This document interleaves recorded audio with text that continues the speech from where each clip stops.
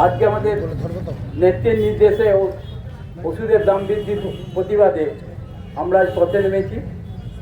এটা আমাদের রাজনীতি, পথে নামাটাই আমাদের। আর একটা দল আছে যারা বিভেদের সৃষ্টি করেছে। কালকে রামনবমীটা আমরা তো জানতাম, ম্যাক্সিমাম টাইম জানতাম যে তারা হিন্দুস্তানিরা রামনবমীটা করতো।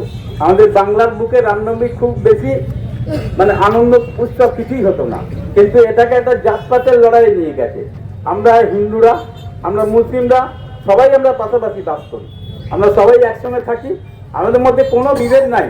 আপনারা কোনো বিভেদ সৃষ্টি করতে পারবেন না।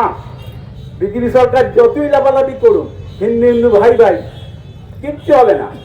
এখানে আমরা সবাই একসঙ্গে আছি, হিন্দু মুসলিম ভাই ভাই, খ্রিস্টান ভাই ভাই, বিজেপি ঠাই নাই।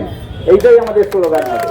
আপনারা সকলে কালকে রামনবমী উৎসব, আপনারা ভাতারে এখানে একটা উৎসব হবে, তারা ভালোভাবে পালন করুক। তার জন্য আমার অনুরোধ, যারা রামনবমী উৎসব পালন করবেন তারা নিজেরা যার নির্দেশ দিয়েছে হাইকোর্ট, সেই হাইকোর্টের নির্দেশ অনুযায়ী তারা রামনবমী উৎসব করে।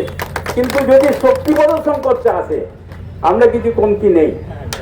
আমরা পরবর্তীকালে আমরা শক্তি দেখিয়ে দিতে পারি। কেন ভাতারের বুকে আমরা লড়াই করে এসেছি, আমরা জায়গাটা মানে কেউ ছেড়ে দেয় নাই।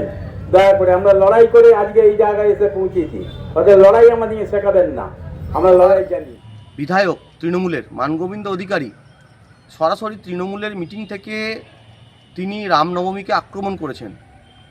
আমি বিধায়ক এবং শাসক দলের কাছে প্রশ্ন রাখতে চাই, রামনবমী কোনো একটা নির্দিষ্ট রাজনৈতিক দলের নয়, কেন উনি রামনবমীকে আক্রমণ করছেন?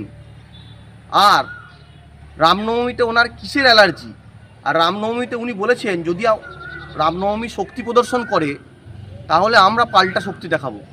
বিগত কয়েক বছর ধরে ভাতার শান্তিপূর্ণ এলাকা, এখানে রামনবমী পালন হচ্ছে, কোনো দিন কোনো অশান্তি হয়নি।